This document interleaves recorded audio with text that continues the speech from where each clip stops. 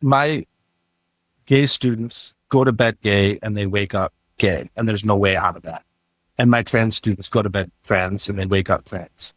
And early on, especially early on in the book, I found myself basically lying.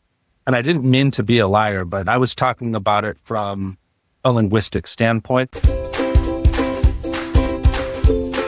This is a McKillop podcast. Welcome to So What? Exploring big ideas and why they matter.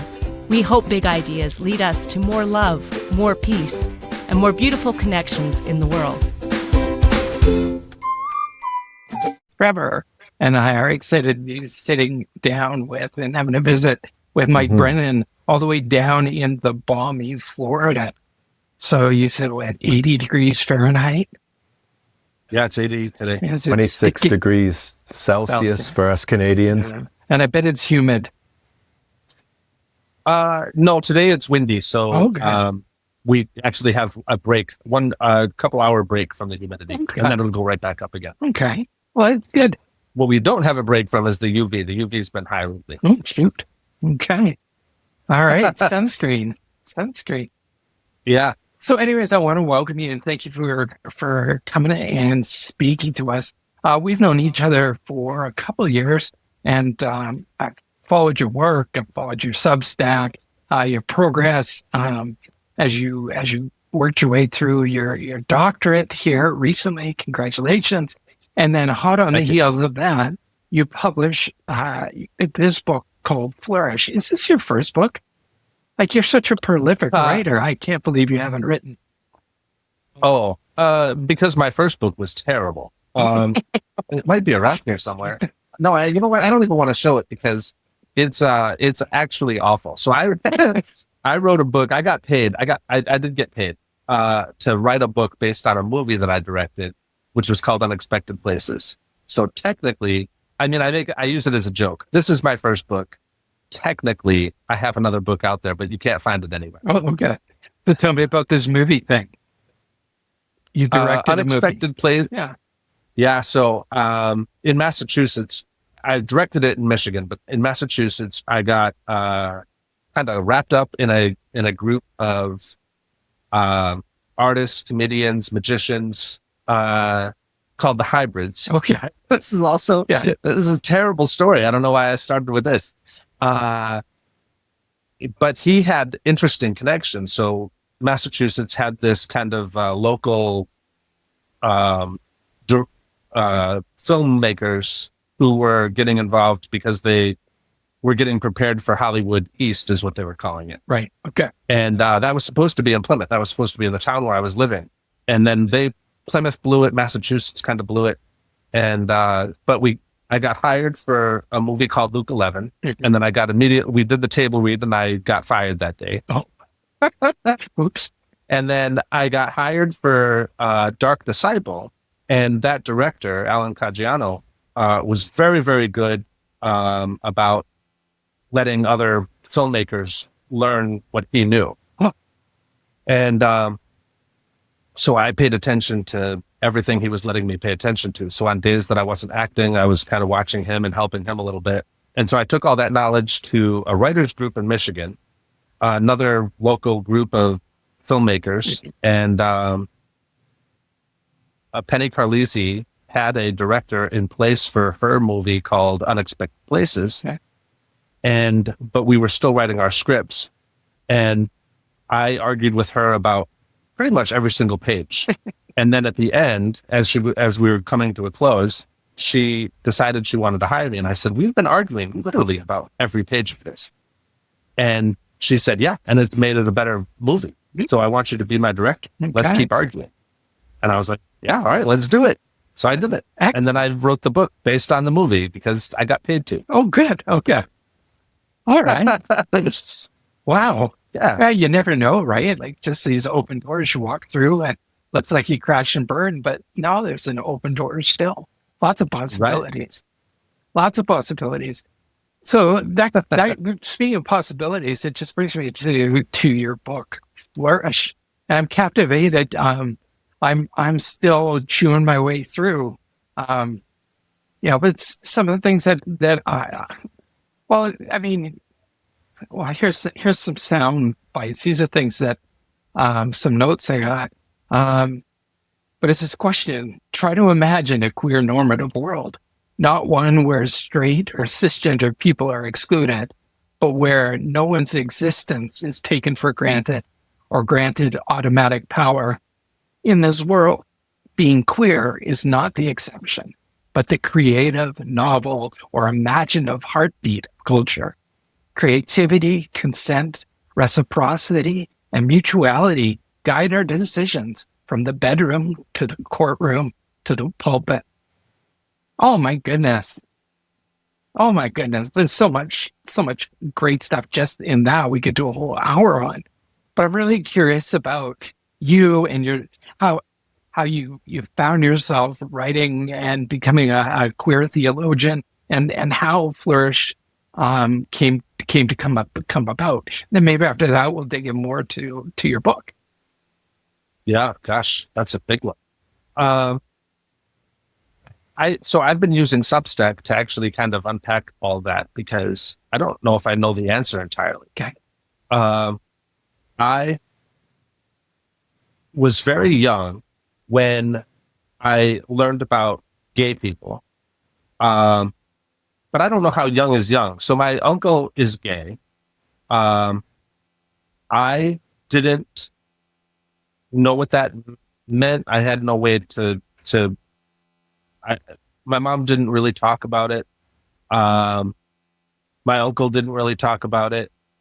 And then my grandmother kind of did. And then her neighbor was gay. And that's where I got my first dog, was from this guy, Richard. And I wasn't allowed to go in his house, but he was a very good person. So like, we got the dog for cheap, but the dog, he helped us train the dog. He helped us to like, just be good dog owners, I guess. He would go for walks with us. Like, I got to know Richard pretty well, but then I was like, well, we're allowed in the other neighbors' houses, so why can't we go into Richard's house? And I guess that led to some conversations, but that's when I started learning what Richard's experience was a little bit. He was living with a group of men, and I just thought they were his roommates. I thought he was having a party all the time. So, what do you know when you're 9 years old? Sure. And then right around that time, I started getting called gay. Like, people would bully me and they would call me gay. And I was like, well, gosh, and you do whatever reflection you can do at like 9 or 10 years old, which isn't a lot. And then you're trying to deal with like, okay, is that supposed to hurt because I like the gay people I know? Is that supposed to say, like, I don't know what that says about me. And it didn't feel true, because I had my first crush when I was like 2 years old on a girl. So I was like, well, this doesn't fit my experience, and it doesn't seem wrong. But then you start going to church. And so we were Christmas and Easter Christians back then. And yeah, I guess you find out that it's sinful, and you're trying to unpack all that. And so then as I was getting older, I didn't know a lot of LGBTQ people. Like, one kid that I went to high school with was very loud and pretty obnoxious. And so I didn't like him because of his personality, not because of his LGBTQ identity.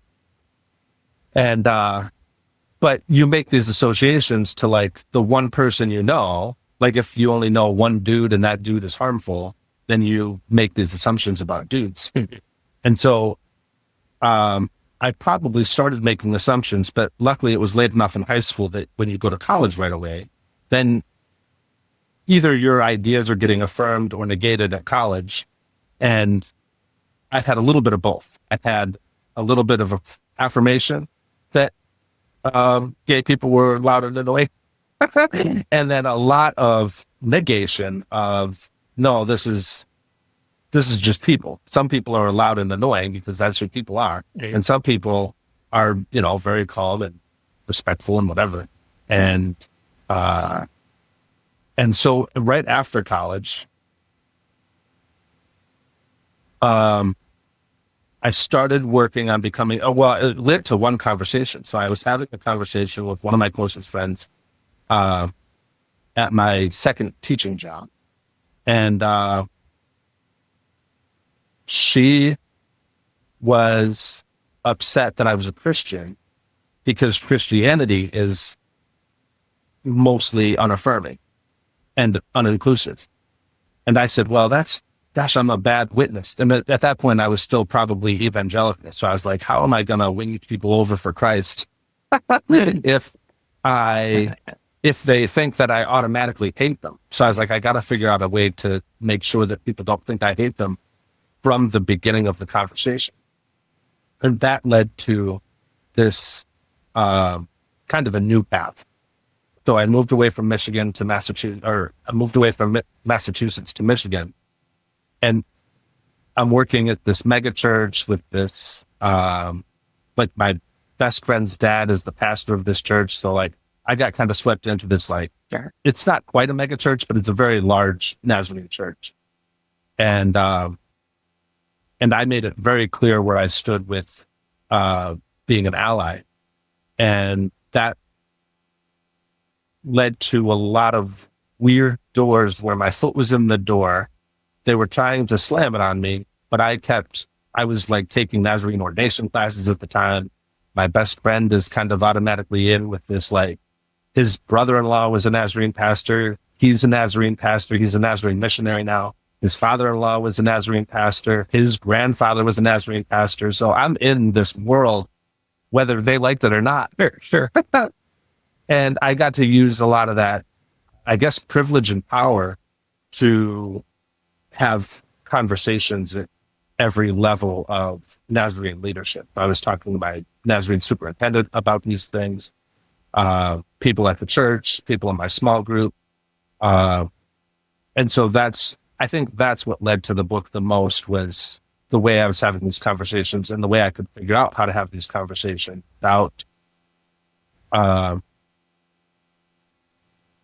I guess without, like I remember one conversation in one of my classes was, well, you don't sound like a Nazarene, so you should go to another church. And I said, where would I go? Because all of the orthodoxy, I pretty much believe. All of the polity, I'm fine with, like all the like voting rights and how you fire and hire pastors and stuff like that. I'm like, okay with the polity. It's the orthopraxy, the behavioral stuff, like you can't watch these movies or do these things or drink or dance or whatever. And those things change all the time. So like 10 years ago, you can't dance, but now you can. And so I was like, if we just got rid of that, we would be better Nazarenes. We'd be more loving. We'd use these things to talk about personal convictions. My personal convictions might become your convictions, but I'm only going to tell it through my own story. You don't have to choose to live exactly like me. And if we had more conversations like that, I think we'd be better people anyway. So, yeah. So now I'm not a Nazarene, but I'm not a Nazarene. Okay, so that's how it's got there. The beginning part of your book, you start with a whack of stories from people, composites, some of them maybe. Yeah. And talk about that. I mean, it sounds like those stories really had a lot of impact on you. Yeah. So there's two that are probably they're probably not the most compelling in the book, but they're the most, they did the most work for me. The main one is Mickey. The character that I created is based on a real person that I have coffee with still, a former student of mine. And we still hang out and we still are able to talk pretty candidly about what they're going through and what their experiences. And so Mickey is a non-binary person. they pretty much knew that when they were a child, 11 or 12 years old.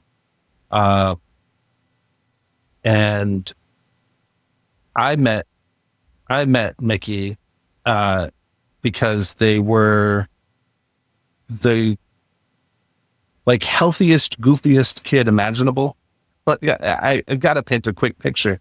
So Mickey's backpack just had all of this flair, all these buttons and stickers, and Beanie Babies, all these things hanging off of the backpack.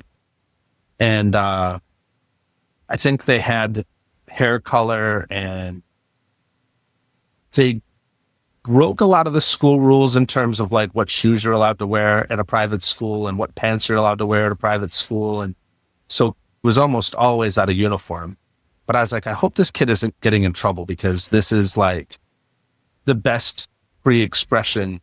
That's like, it wasn't gross or anything like that. It's not like you're out of dress code and like, but you're definitely pushing boundaries. Yeah. And so even before I had Mickey in class, I was already kind of being protective of Mickey, making sure that their teachers were paying attention to like bullying and stuff like that. And there was a moment where two guys were kind of walking by Mickey and walked like right through them. Like they didn't, like the boys didn't see Mickey, and Mickey kind of fell against the wall, and I stopped and I said, "You guys aren't going to apologize? Like, what are you doing?" And they're like, "Oh, we didn't even see them." They didn't see them. They used, I guess when Mickey started school, they were going by she, her pronouns, and then changed sophomore or junior year, went by they, them pronouns. And so, you know, we didn't even see her, yada, yada, yada. And I said, well, listen, apologize, and you're going to the office. Like, you can't just walk through people. So I'm going to take you to the office. And Mickey said that was the first time anybody, like, they've been pushed over a lot, and in front of teachers, in front of other students. Never has anybody been held accountable. Wow. And I was like, that's the least, that's like, you're a human being. Like, that's the least you should do for somebody, is like, check on. And it led to a conversation where we said we should just call it, we should call the book, oh, what was it? Giving a Damn. You should just call the book Give a Damn. Yeah. Because like, that's the least you should do. Mm-hmm.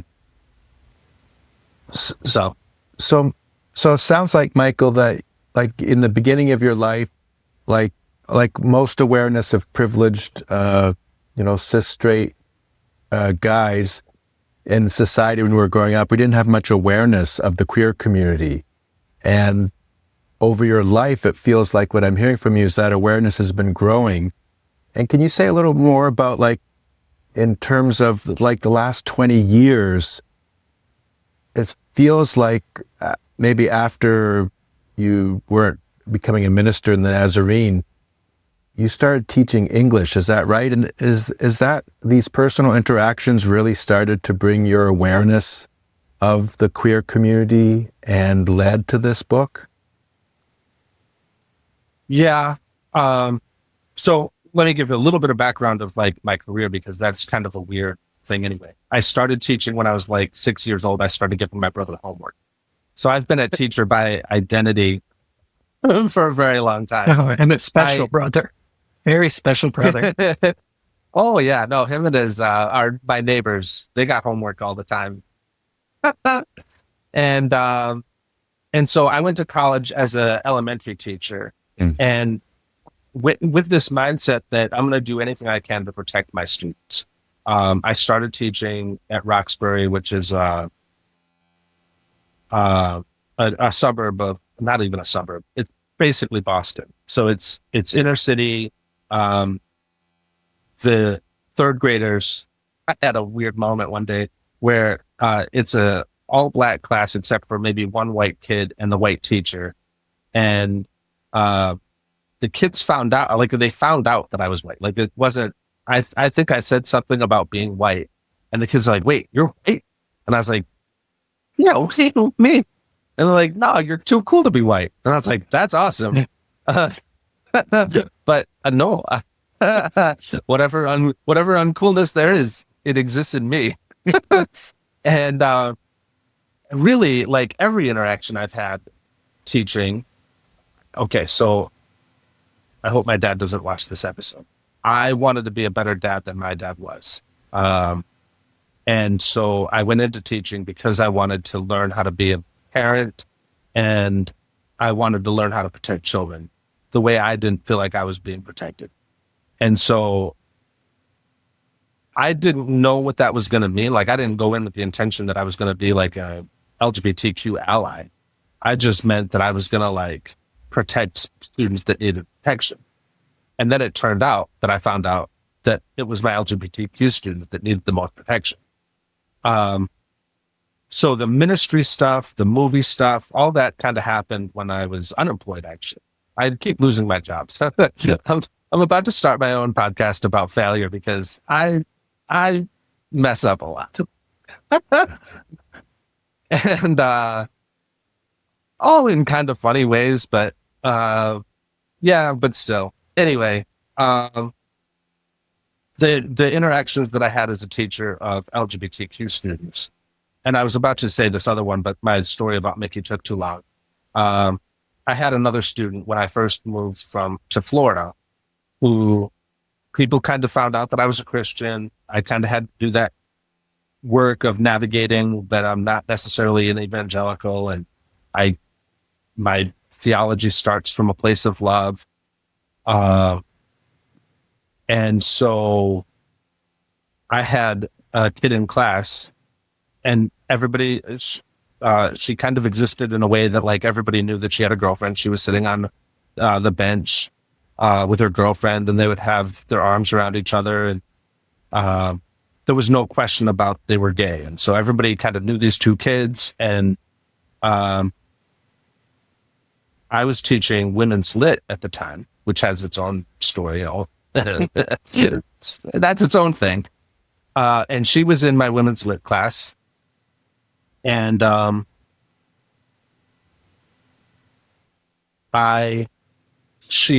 mentor, she's a scientist, so her mentor was the science teacher.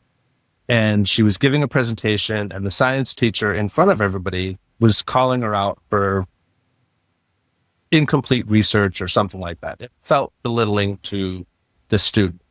And so the student came to me and like trusted me with all this stuff. So she's got a mentor, she's got people that she knows and talks to, and then she's got me, and she knows that I'm a Christian. And I'm like, is this a test? Are you coming to me? Are you testing me? What's happening? Mm-hmm.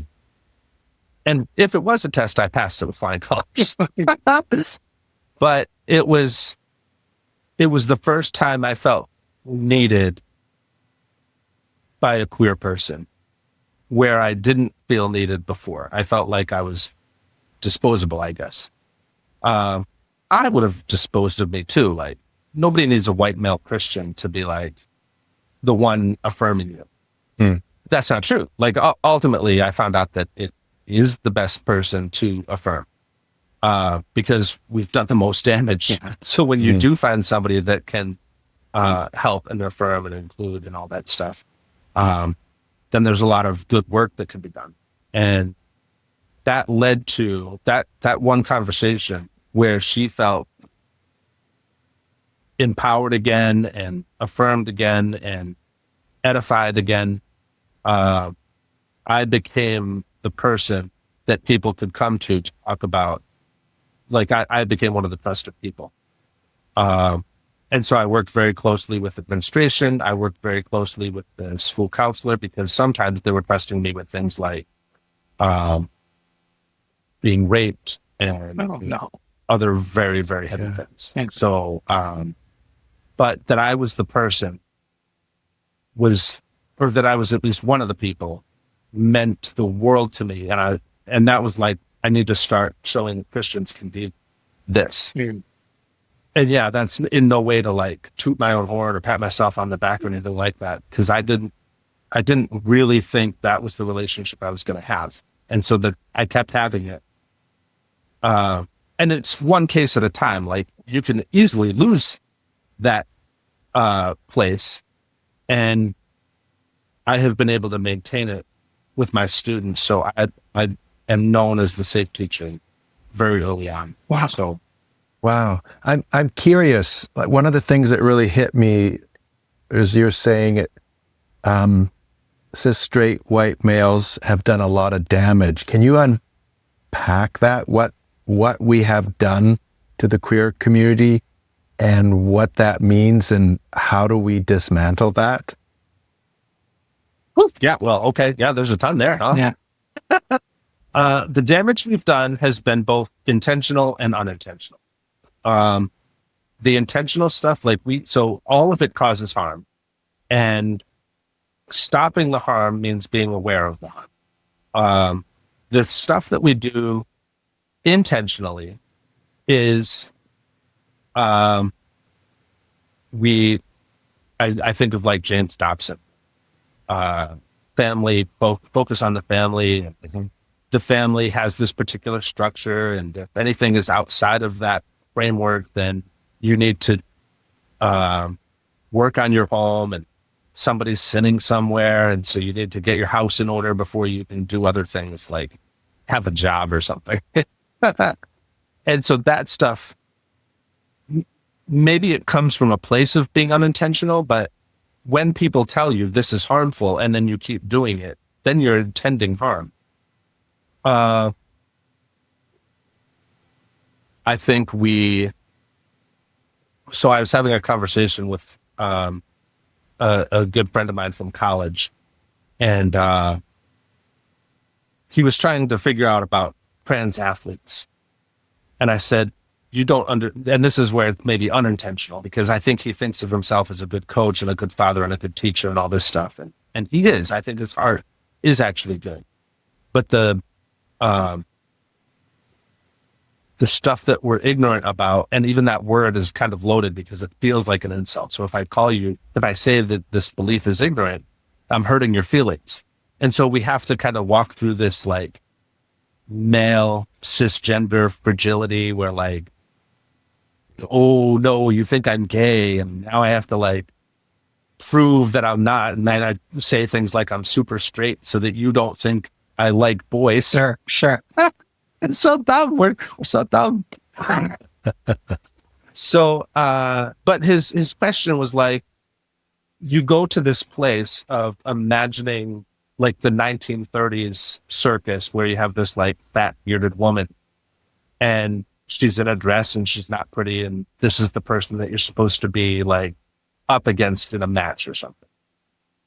And so it's almost cartoonish how you're willing to like go there instead of the pretty trans people, or the petite trans people, or the and whatever descriptor you want to use to say that like this person who might have been identifying as a male before this match is definitely not a male in any kind of like gender construct sense.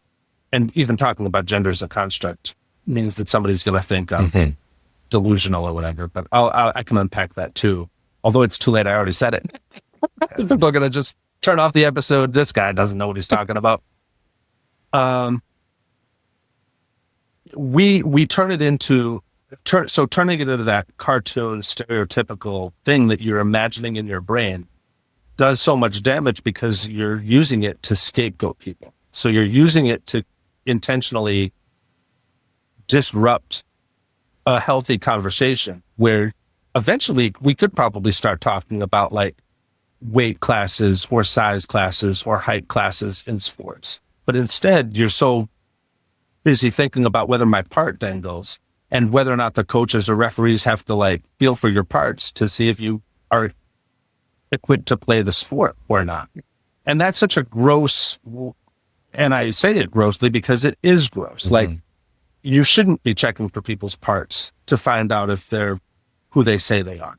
And sometimes, you know, I've seen unattractive people, both male and female and trans and non-binary. And so that ignorance just becomes weaponized because we stereotype we scapegoat, and then we allow it to cause harm without asking any of the other questions of like, what would be a healthier way to have a conversation about sports or bathrooms or any of these things. And we're not even open to the conversation because the Bible says so. Yeah. And it's settled, and that's it. Yeah. Yeah. In that truth. Yeah. I mean, there's a multiplicity of ways, isn't there, that deliberately or intentionally we go bashing our way through life against all sorts of different people. You know, things like deliberately fudging dead naming, for example, or misgendering, things. Yeah. But I think for me, and one of the themes that I hear over and over in your conversation is what seems to be important is that shift that happens when you actually get to know somebody who's different, who identifies differently, who loves differently than you say, and start to realize that they're real people instead of just an issue. And it's just been, I mean, from my experience down here in the Buckle the Bible Belt, in the Corncob City, I mean, it's Papa Central here. And it's not a safe place for diverse people to exist. And almost in the name of God, in the name of being faithful, they're coming out and being just horrific. But we've had success when, I think of my one friend, Jace. She has been such a gift, because, you know, we'll have a community dinner or something, and she'll be a part of it with some of her friends, you know, and they'll just start sharing, and they open their lives to these Bubbas, and they're going, oh my goodness, you like this, you like that,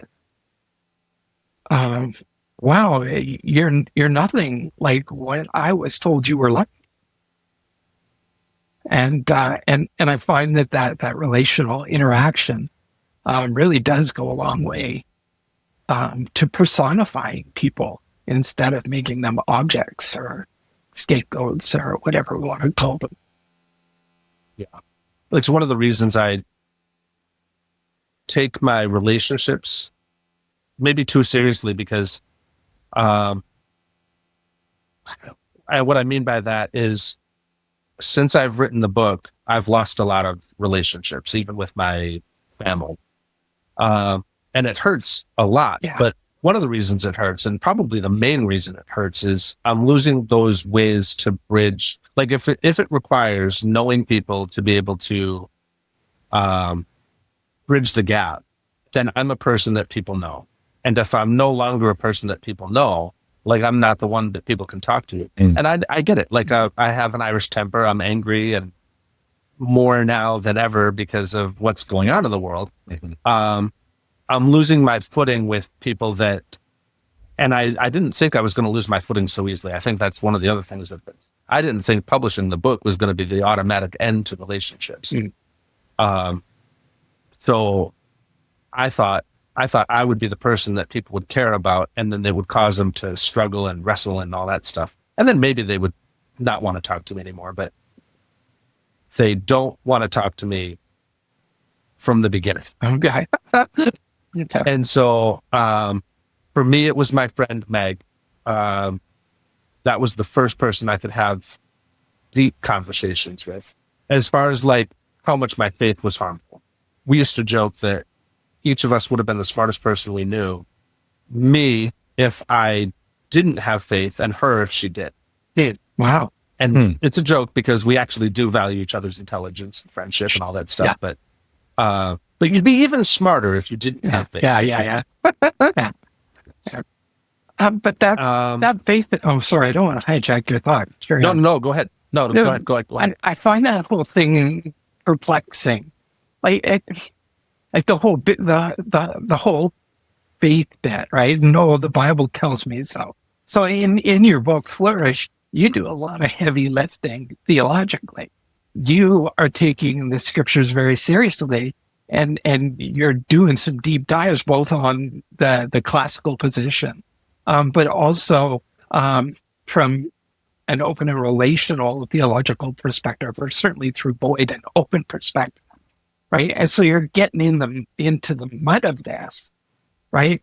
And for people who supposedly value the scriptures, and we have to take the scriptures so seriously, when you do that, right, and you still contradict the position they want to hold, all of a sudden it seems it's not so much about your faith, it's not so much about the Bible, right? Like, so is that kind of the experience? Because you do darn heavy lifting in this book, and you make good sense in what you're writing, and the argument you're presenting, and yet it just seems some folks are just really invested in not getting it.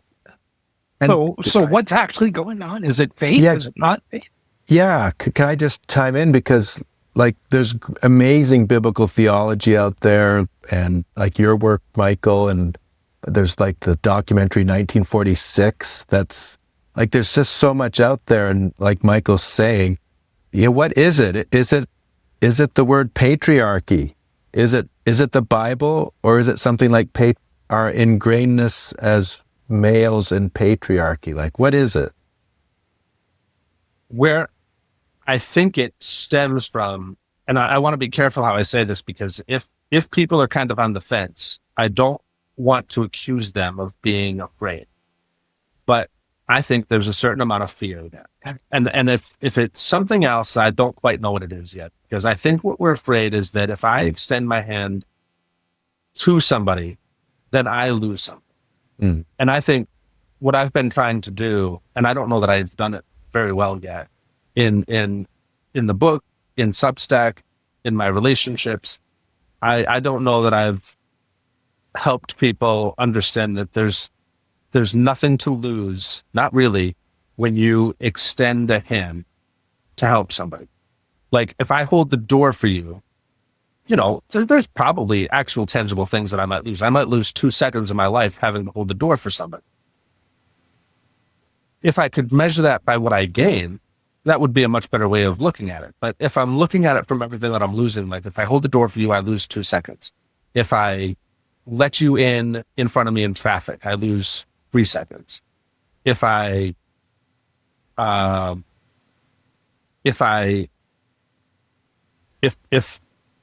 some guy hits on me at the bar, then I lose my dignity.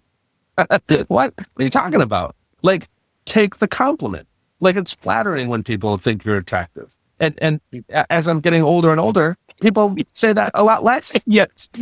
I feel, yeah. So if somebody thinks I'm attractive, thank you very much. That's all you have to say is thank you.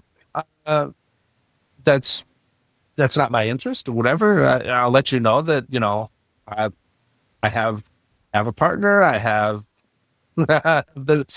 whatever it is. Just be gentle. Just be nice. Just take the compliment. Like, thank you very much. I appreciate that.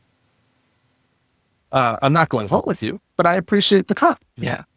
And I don't know why it needs to be anything other than that. Like, oh, you think I'm gay? You think, what did I wear? I'm never wearing this shirt again because now you think that I like boys. What? Oh, you should wear this shirt more often. It got you a compliment. So why did my friend from college go to this trans athlete place? Because it's an easy place to start your, and this is, I don't want to say hate because I don't think it's intended to be hateful, but the outcome is hate. And so if I don't have to value you as an athlete, then maybe I don't have to value you as a person. Ouch. That's hate. Ouch. And so, I'm trying to be too careful, but like at some point, maybe we have to stop being careful. Like that's another thing that I think I'm doing is I'm treading so lightly around people that want to focus on the family that I'm not calling out things that are hateful because I'm afraid I'm going to offend you. And if I offend you, we're not going to want to be friends anymore. I do value my friendship. Like I said, I hate that I'm losing these friendships, but these friendships are kind of based in control. Like, I love you as long as I can control you. If I can't control you, then I don't really love you. Well, that sucks because I'm not controllable. I don't know if you've met me, but I'm way out of control. So, yeah, I don't, if it starts from someplace healthier than that, I just can't imagine what it is. Like, the Bible tells me this is wrong. Well, the Bible tells you lots of things are wrong. I mean, if we're talking about Leviticus, so you were talking about like the deep dive that I did. I got my hands on as many Levitical commentaries as I could find and I could afford, which is both, because I did find a ton of resources on Leviticus. And what you find, I should just write the book just on that moment of research, because that was about 2 months worth of work where I found somebody like Sklar versus somebody like Milgram. And Sklar says homosexuality is wrong. And then nothing. No comment on it. No comment about how he got to that conclusion. Just his interpretation of those two verses in Leviticus. And Milgram gets into this whole depth of culture and history, why there's certain codes for the tribe of Levi versus these other tribes, do these things, and asking the questions of like, does this thing that applies to this tribe apply to all the tribes? And sometimes yes, and sometimes no. And how do we decide that it's okay to eat shellfish? I mean, and I hate to go to that example because that's like one that everybody goes to, and there's probably like 5 that they would take out of that same context, and not supposed to take these things out of context, that we should be better than that. But we do it often. And then both sides will accuse each other of picking and choosing. And so one of the reasons I use Boyd to talk about this stuff is he's got a lens. Greg Boyd. Greg Boyd, yeah. Greg Boyd focuses on what he calls a cruciform hermeneutic. So it's basically a cross-shaped theology. So everything that he understands about any other verse or chapter in the Bible has to be taken through Jesus' death on the cross. And I think that's a pretty good way of doing it. What I was trying to figure out was, is there a place I could go back to earlier where people, like where Abraham's kids wouldn't have known about Jesus or the cross? Would they have a cruciform hermeneutic? And it turns out they do. They have what they understand about shalom. And shalom is a very heavy word in terms of like what it means for peace, what it means for health, what it means for wholeness, completion, goodness, beauty, like all of that gets wrapped up into shalom. And if that's your hermeneutic, then you have that, everybody has access to that. Everybody knows what it is to be a complete, whole, valued person with dignity.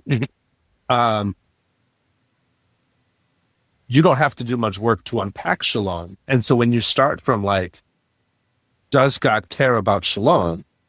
You can start looking at scripture a lot differently when you think about like, how do you interpret a verse if I'm supposed to understand the God of shalom? And how do you treat others if you're doing it through shalom?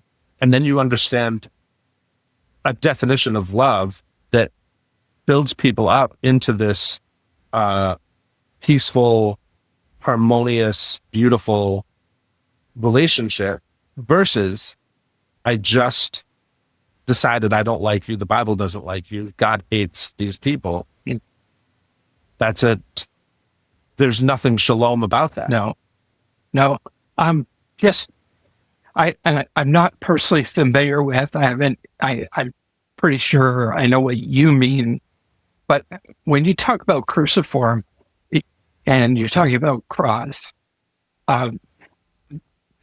you're not speaking of penal substitutionary atonement.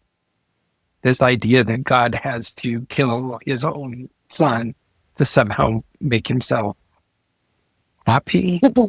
Is that how Yeah. cruciform is being used? No.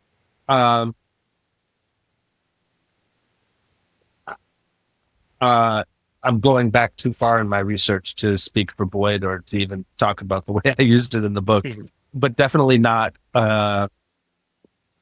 Because if how do you start to say this without talking about God the abuser?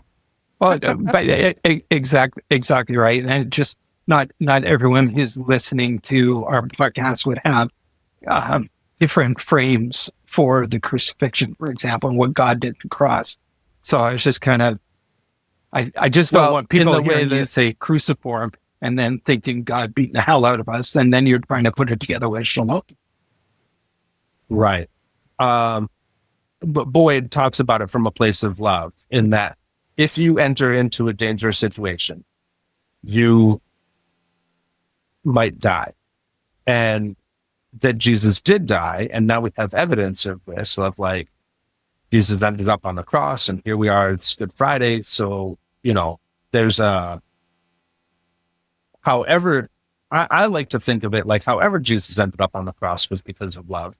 But I do want to be careful to say that, like, so open and relational theology means God didn't know that's how it was going to play out. So there was a chance Jesus might not have ended up on the cross. There's really no chance Jesus wasn't going to end up on the cross, because that's what we do to things that challenge our systems. I mean, I don't want to compare myself to Jesus at all, but even writing the book and losing these relationships, there's one, I kind of joke about this, but I mean something by it. One of the reasons I still value scripture and I value who Jesus is because there's a promise I can't let go of. In this world, there'll be suffering. And when I look around and I'm like, yep, yeah, there's, that I can make meaning from it, from a place of who Jesus is, helps me a little bit, I guess. But man, do I find value in that, like, I'm not alone in my suffering, or that God somehow suffers with me, or that we're fellow sojourners in suffering, means a ton in terms of like how to get through this, because then I can choose it. I can choose to suffer with you because I value and I want to help your suffering be less weighty, I guess. Like, I want to help carry the burden. Mm-hmm. And I would hope that people would want to help me carry the burden.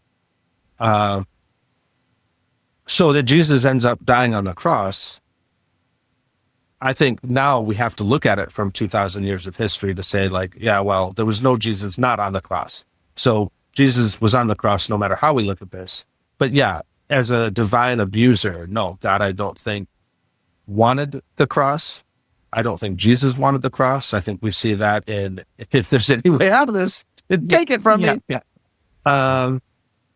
And I think that was a real honest moment with Jesus. I don't think Jesus knew that he was going to end up on the cross. And like, I think that was a moment where like Jesus is suffering. Like, his suffering started even before he was getting tortured, because he knows what's going to happen. And I think I knew that too when I was writing the book, is like, I know I'm going to lose relationships and I don't want to. So if there's any way to not write the book and still end up with the same outcome, let's do that. Yeah. and it turns out there's not. Like, some things we just have to go through because, I guess because you have to be the person. And what that means for Jesus is Jesus has to be the person actually means everything to my faith, because as I deconstruct, I don't see me deconstructing Jesus. Like, I still see Jesus being ultimately valuable. Mm. So I hear you saying, as an ally, like, you're willing to suffer for the queer community. Yeah. So, who was I just talking to? So I had a big conversation with somebody recently. Oh, it was one of my so it was one of my students. So my students found out I wrote the book, and one of my gay students stayed after class to say, I assume that because you wrote the book, you're gay. And I said, no, actually, but what's up? What's on your mind? And they said, well, why would you write the book? And I said, well, for lots of reasons, but what that conversation went to was, my gay students go to bed gay and they wake up gay, and there's no way out of that. And my trans students go to bed trans and they wake up trans. And early on, especially early on in the book, I found myself basically lying. And I didn't mean to be a liar, but I was talking about it from a linguistic stem, that some people have this framework that God is sovereign, and other people have a framework that God is love. And it's more of a linguistic structure. So everything we say about sovereignty changes the way we behave, and the way we talk about love changes the way we behave. And so the implications of that for certain groups of people, and that's kind of how I left it with people that I knew were conservative or wanted to focus on the family. Focus on the family is my euphemism now. Yes.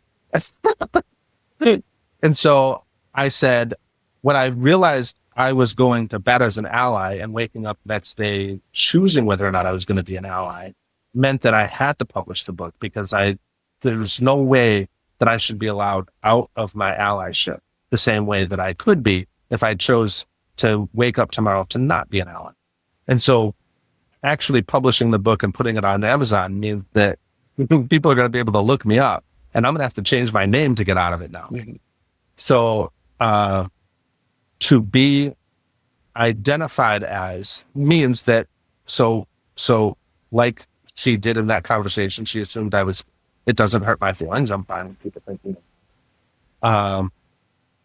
Because at the end of the day, it's none of your business. Like, I wasn't going home with you one way or the other anyway. So for me, it's a little bit easier, I guess, being in my mid 40s and having a life that's a little bit more settled. I guess if I was having to like go on dates, I might think a little bit differently in terms of like who thinks I'm gay at the bar or wherever I'm meeting people. But no, the only, in terms of identity, okay, so getting laid off from my job. I went to bed as a teacher, but I woke up on Monday not having a job as a teacher. So that affected my identity in a way that like is kind of profound. It's definitely not the same, but in a way, it's a way for me to make a connection. And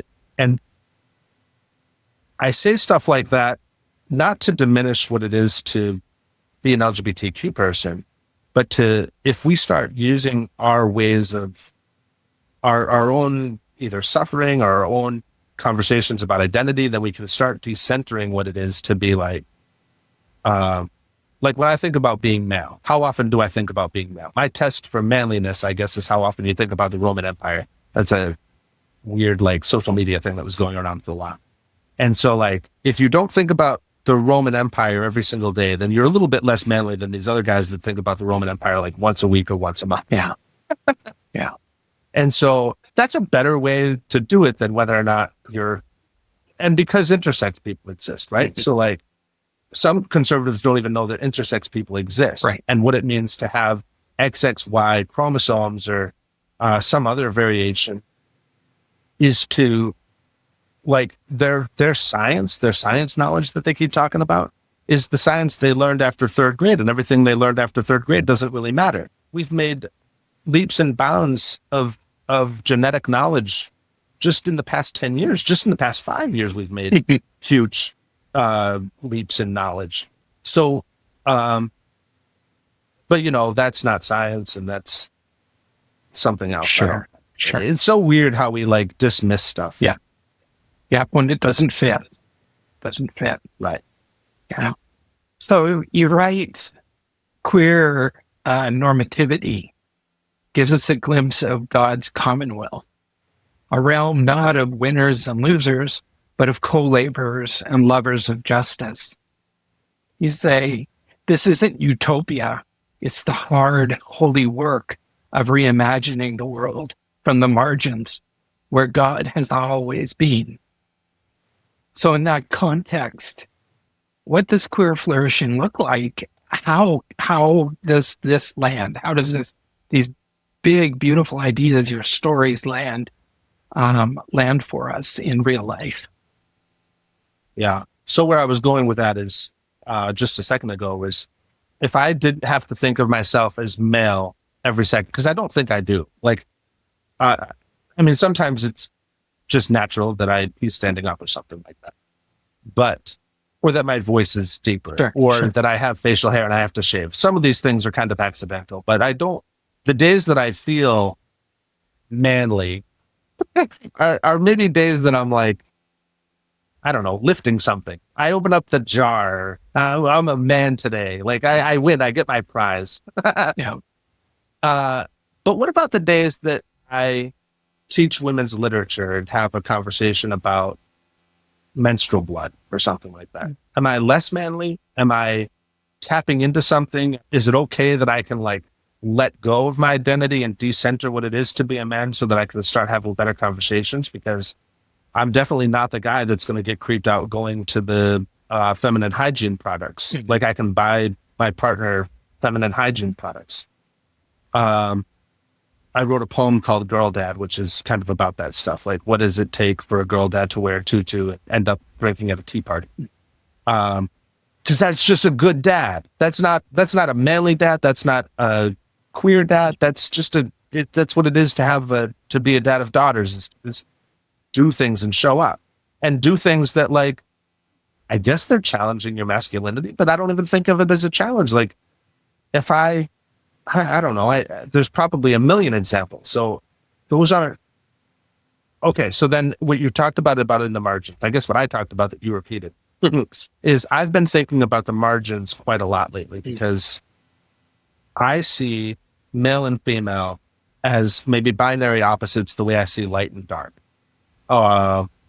So if there's a margin, what is it to be super light or super dark?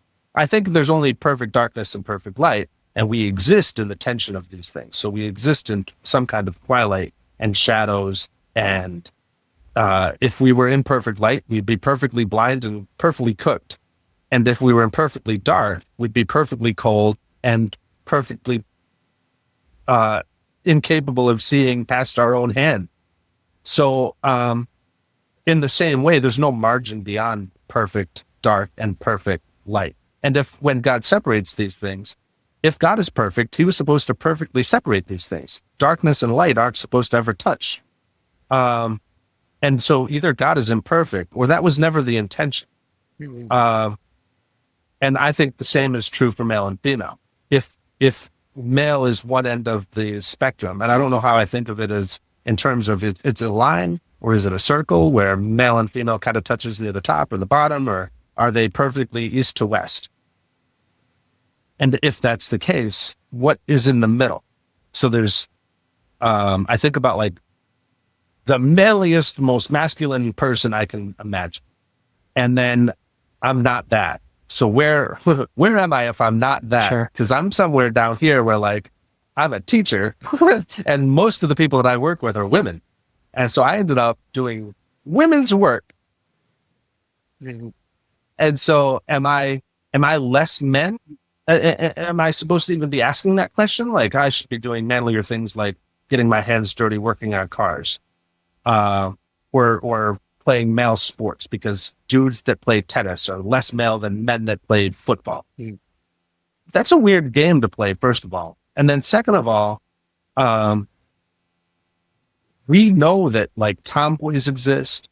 We know that, like we understand there's a spectrum and we're okay with it most days. I think some days you meet this guy that kind of challenges you and then you have to like figure out if you're going to arm wrestle him to prove that you're stronger than him. Like we've all been middle schoolers. And so we've all had to rise up to those challenges or face those challenges or whatever. But at some point you kind of grow out of that. Like I don't have to prove myself to you. I don't care enough about what it means for me on one part. And then the other part is, why do I care so much about what you think of me? So there's two things going on. One, I don't care about myself that way. And two, I definitely don't care about you that way. Right. Right, like, right. you're going to challenge my identity. We're not friends. I don't want somebody that's going to just challenge me in a way that's like not helping me grow. You're just trying to create shame, and I don't need to feel all that shame all the time. Yeah. I'm not as manly, I guess, as a person that's working with like motor parts. But like, yes, I am. Like at the end of that conversation, I am.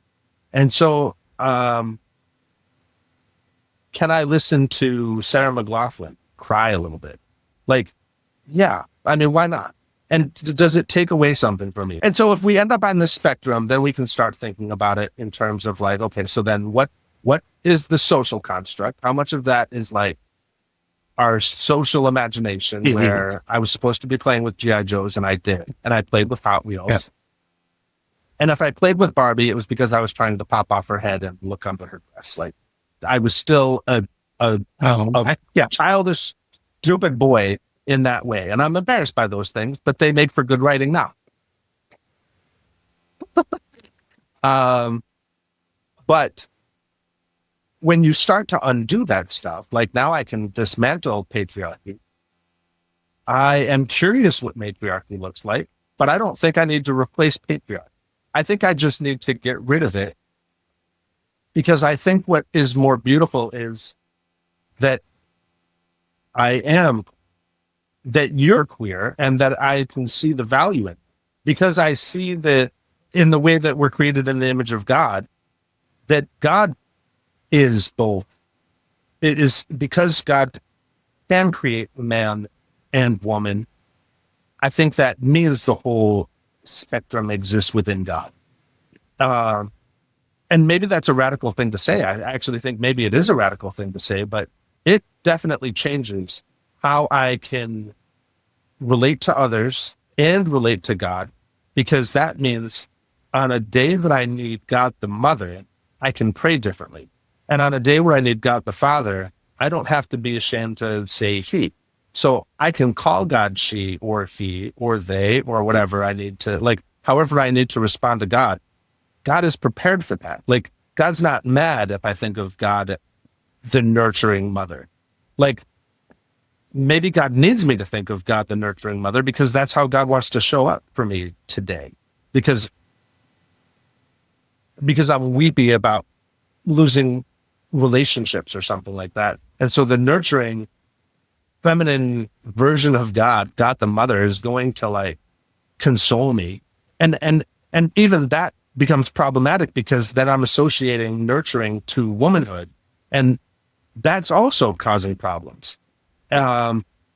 So even in the ways that like we're deconstructing, I'm still in this journey of deconstruct. Like I still hear myself talk about these things and still realize I need a lot of work to do, because God the Father can also be nurturing, and I should see God the Father as nurturing. The problem is I see my own father as not that. And so